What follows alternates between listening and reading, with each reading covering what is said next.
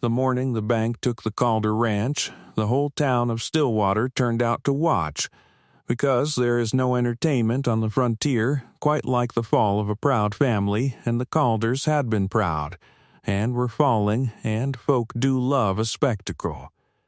Josephine Calder, Josie, to the few who still dared call her anything, stood on the courthouse steps in the cold with her chin up and her father's old coat on her shoulders, and watched the auctioneer prepare to sell out from under her the only home she had ever known. 3,000 acres of the best grass and water in the Sweetgrass Basin. The cattle, the horses, the house her grandfather had raised with his own hands, and the very name over the gate, Calder, carved deep in a slab of oak 40 years before, that would come down today and be replaced with whatever name belonged to whoever bought her family's life for pennies on the dollar. She was 27 years old, and she was the last of the Calders, and she was about to lose not only her land, but the thing the land had carried, her name, her peoples, 40 years, in that basin.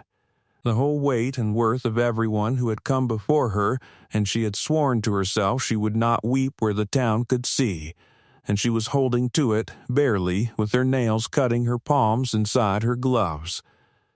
It had not been her fault, nor her father's, not truly, though the town told it otherwise.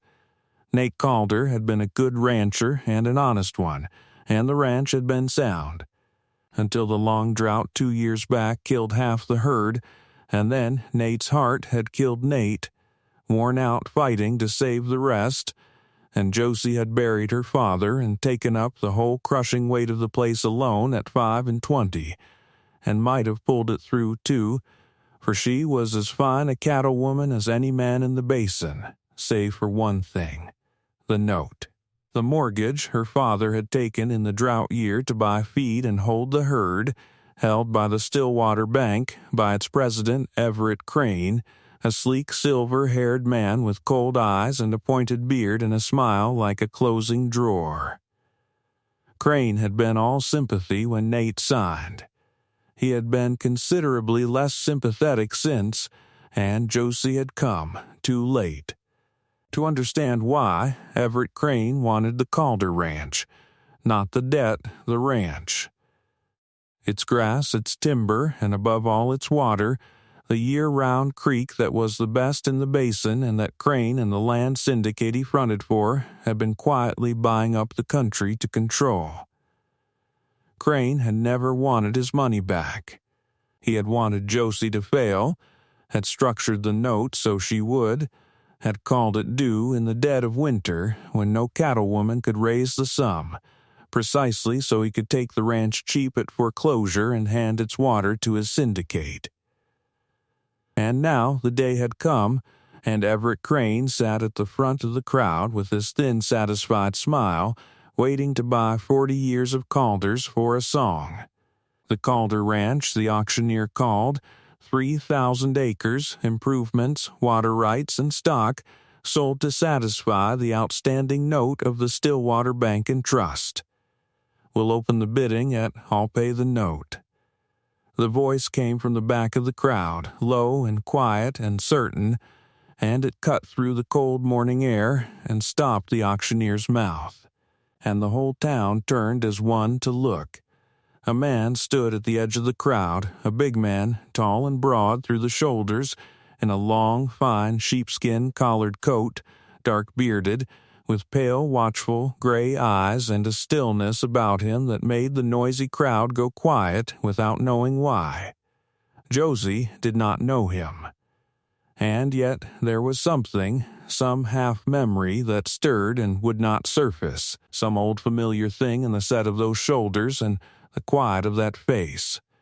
He came forward through the parting crowd, unhurried, and he walked up to the auctioneer and to Everett Crane, and he said, in that same low, even voice, the note. The whole of it, principal and interest and every fee this bank's piled on. I'll pay it. Now, in gold. And the ranch stays with the woman it belongs to. Everett Crane had come out of his chair. "Now see here, sir. This is a legal foreclosure. The property is hers," the stranger said, and did not raise his voice, and somehow that was more frightening than if he had, the moment the note is paid, which is her, right under the law, right up to the fall of the hammer, as you know better than anyone, Crane, having written the note to steal her water. I've read it. I've read all of it. He set a heavy leather satchel on the table with a solid chink of gold. Count it. It's all there and more. Then give this woman a receipt marked paid in full, and tear up your foreclosure, for there's no debt left to foreclose. He looked at the auctioneer.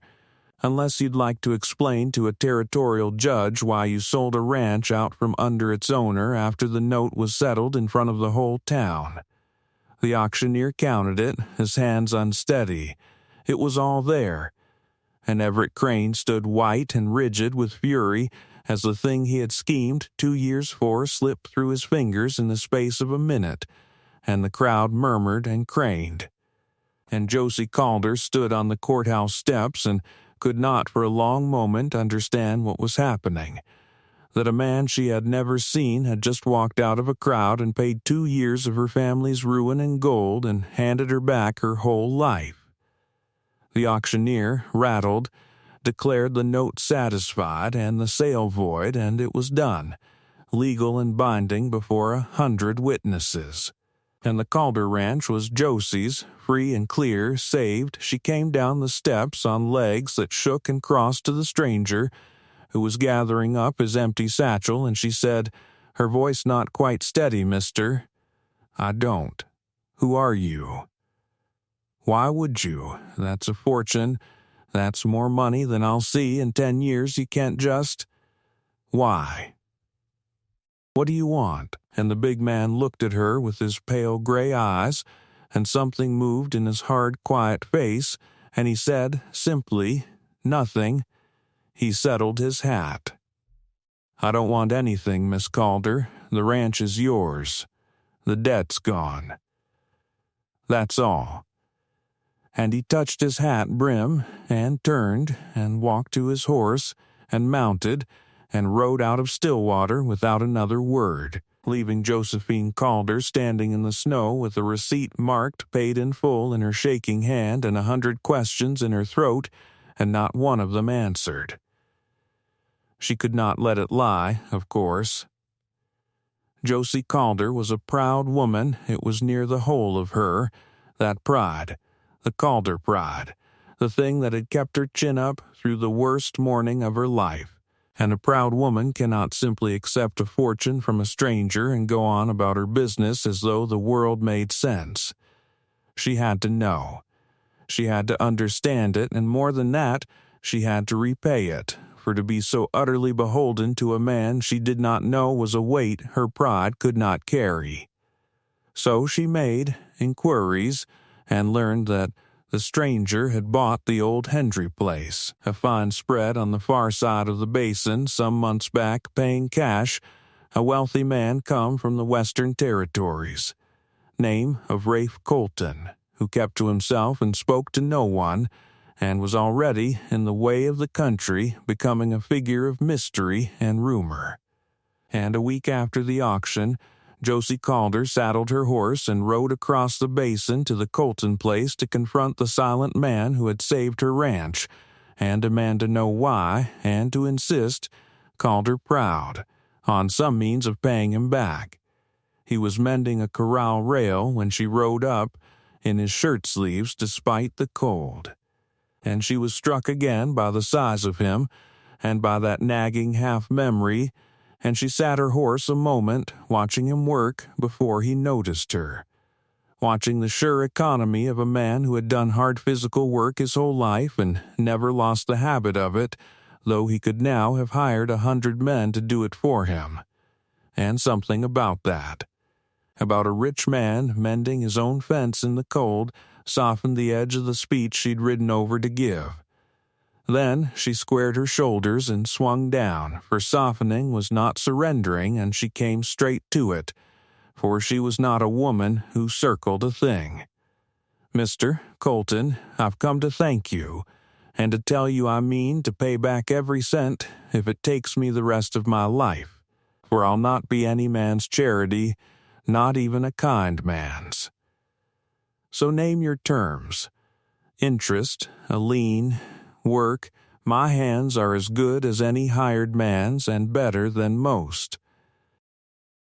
But I'll not hold my ranch on another person's gift. It's not the Calder way. And she braced for whatever a rich man might ask of a woman in her position, for she was not naive. Rafe Colton set down his hammer, and he looked at her a long moment, and then he said the longest speech she would hear from him for some while. "There's no terms, Miss Calder. There's no debt. You can't pay back a thing that was never a loan." He paused, and something worked in his weathered face, and he said, quieter, "You don't remember me. I didn't think you would.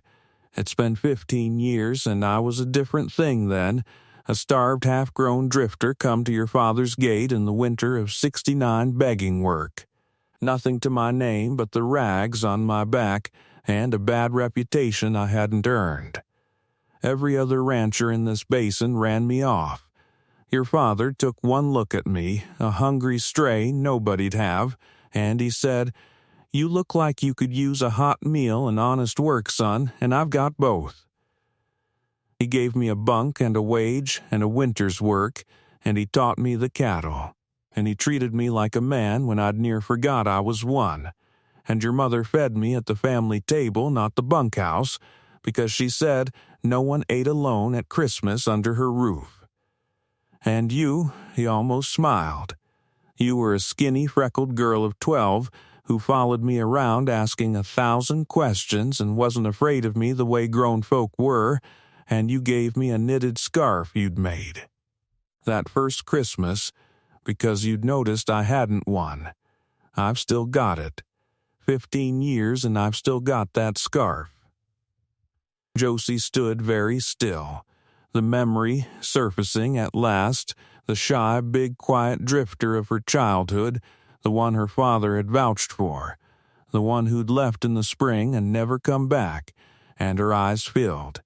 She remembered him now, remembered him whole, the way he'd stood twisting his hat at the edge of the family Christmas, too shy to sit until her mother had physically taken his arm and steered him to a chair.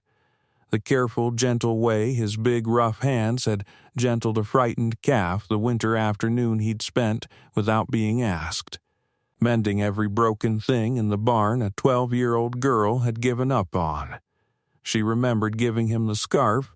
She'd knitted it badly, the stitches all uneven, and had near been too shy to hand it over, and had blurted that it wasn't very good and he'd taken it like it was made of gold and gone red to the ears and not been able to say a word, only nod. She'd wondered, in the years after, whatever had become of the quiet drifter who'd left in the spring. And here he stood, 15 years grown, a wealthy man, having ridden a fortune's worth of gold across the basin to lay it at her feet and ask nothing. "That winter saved my life," Rafe Colton said. "Not just the food and the roof. Being treated like I was worth something, when I'd never once been. It set me straight. I left in the spring, and I went west, and I worked, and I never forgot what a Calder's kindness was worth, for it was the only kindness I'd ever had, and it made me. I struck it rich, in time, cattle, and land, and a lucky claim, and I always meant to come back someday and thank your father proper, and pay him back the winter he gave me." His voice roughened. "I came back 6 months ago to do it. And I found he was dead, and your mother with him, and you fighting alone to save the place, and that snake Crane closing his jaws on you. So I bought in quiet, and I watched and I waited to see if you'd pull it through on your own, for I knew you'd not take help easy, being a Calder, and when the bank took it anyway, when Crane finally sprung his trap, I paid the note. Not as charity, not as a loan. As a debt, Miss Calder, the oldest debt I've got, and the truest, owed to your father and mother who saved a worthless stray 15 years ago and paid at last to their daughter because they're not here to take it themselves. You don't owe me a cent. If anything, I still owe you for a scarf and a winter and my whole life since. So there's your why. Now you know it. And there's an end of it. And Josephine Calder, who had ridden across the basin proud and braced to do battle, stood in the snow of the Colton place and wept, for the second time that hard week, only these were another kind of tears entirely, for the shy drifter of her childhood come back a wealthy man to repay her dead parents' kindness, for the scarf he'd kept 15 years, for the sheer unlooked-for grace of it, and for the fact that her father, gone 2 years, had reached out of his grave through this silent man's gratitude to save the ranch and the name he'd loved. You kept the scarf, was all she could say. 15 years you kept a child's scarf. It's the finest thing anyone ever gave me, Rafe Colton said. It still is. She could not stay proud after that, and did not try. The debt was not a debt, he'd told her true, and she came to understand that to keep insisting on repaying it was to refuse the gift her own parents had earned, and so she let it go, the Calder pride bowing at last to something larger, and in the letting go something else opened between them. There was, she found, a great deal she wanted to know about the 15 years between the drifter boy and the silent wealthy man, and Rafe Colton was not an easy man to draw out. But Josie Calder had been drawing him out since she was 12, and had not lost the knack. She learned it in pieces, over mended fences and shared suppers. The years of drifting and cowhand work after he'd left the basin, the slow saving, the small herd that became a large one, the claim in the western mountains that had come good and made him, at last, a man of means, and the loneliness underneath all of it. The loneliness of a man who had made a fortune and had not one soul on earth to share it with, who had built a fine empty house and rattled around in it the way, she thought, her own ranch had rattled empty around her since her parents died. They were two of a kind she came to see, proud, solitary, hard-working, armored. Each secretly starved for the thing they'd have died before admitting they wanted. And they fit, in the wordless way of two people cut from the same rough cloth, so that a day spent working cattle beside Rafe Colton left Josie feeling less alone than a year of the town's chatter ever had. For Josie began to ride over to the Colton place and Rafe to the Calder ranch, on one pretext and another, and the pretexts wore thinner as the winter wore on, until neither of them bothered with them any more. There was an afternoon they spent gentling a green colt together in the Calder corral, and Josie had laughed at something.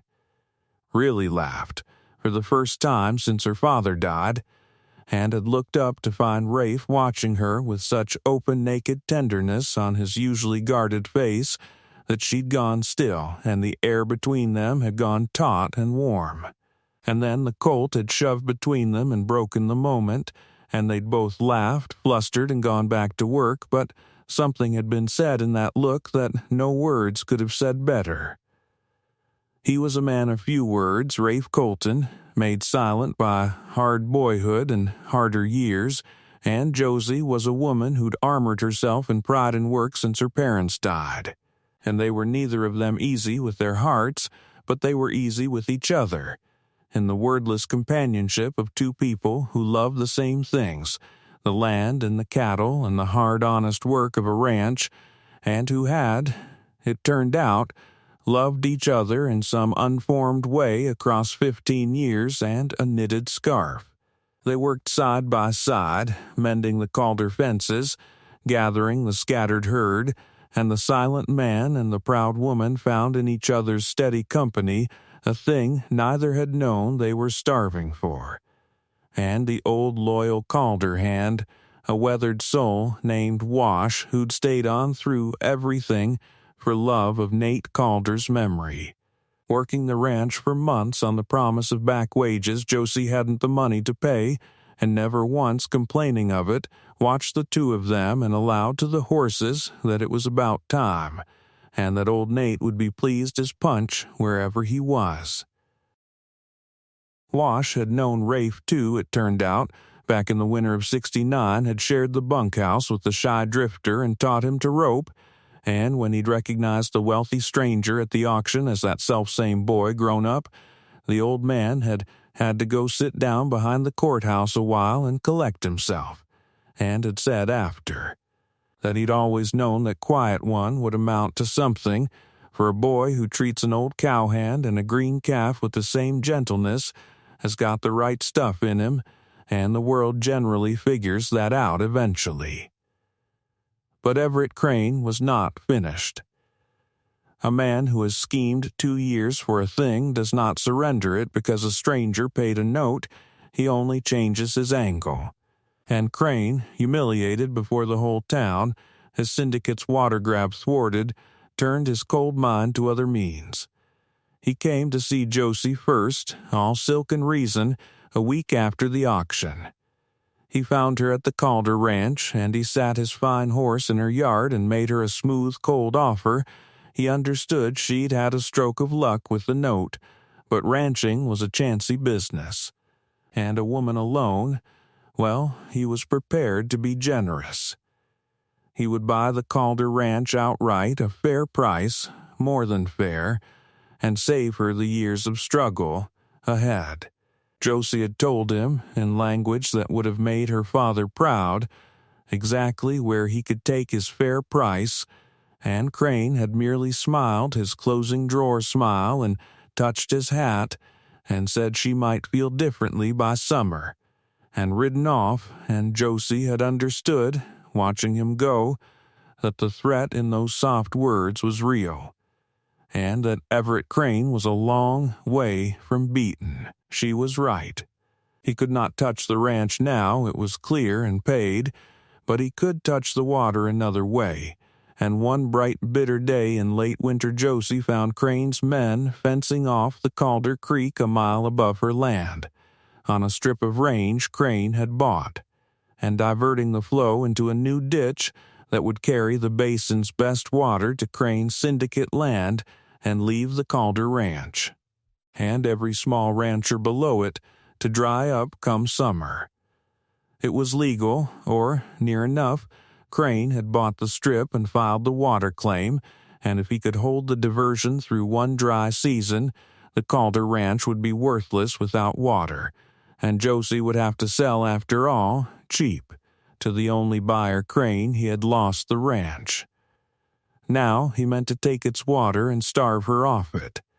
And there was, the county clerk told Josie regretfully, little to be done, for Crane's paper was in order, filed first, all legal. Josie rode home sick with fury and despair, and found Rafe at the Calder ranch and told him, and the silent man went very still, and then he asked one question. When did Crane file that water claim? And Josie told him the date the clerk had given her, and Rafe Colton smiled, slow and grim, the smile of a man laying down a winning hand. That's after, he said. That water's been claimed before, Josie, legal and filed, 15 years before. And he explained, when Rafe had bought the old Hendry place 6 months back, he'd bought with it, not knowing then how it would matter. The oldest water rights in the whole basin, the original 1868 claim on the Sweetgrass Creek, senior to every other right in the country, including Crane's, filed by the first settler and passed down with the Hendry deed. Under the law of the West, the oldest right ruled, first in time, first in right. Crane's fine new diversion, for all his lawyers, was junior to a claim Rafe Colton now owned. And Rafe, as senior right holder, could compel the whole creek to flow its natural course, down through the Calder ranch and the small holdings below, and shut Crane's ditch bone dry with a single filing at the courthouse. They went to town together, Josie and Rafe, and laid the old senior claim before the county recorder and the territorial water commissioner, and it was ironclad.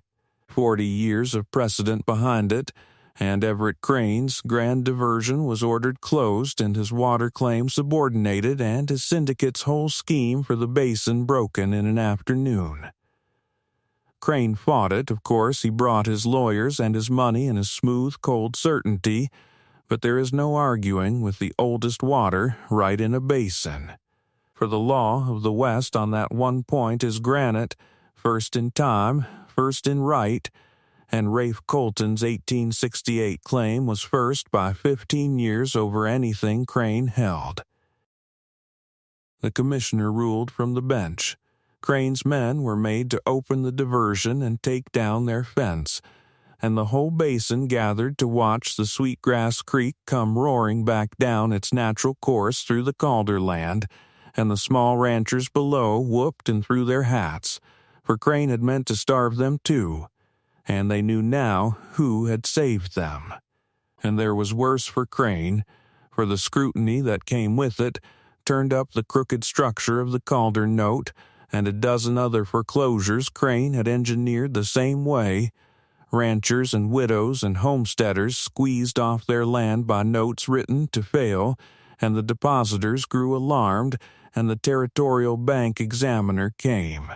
And by spring Everett Crane's smile had closed like the drawer it resembled. On his own fingers his bank failed.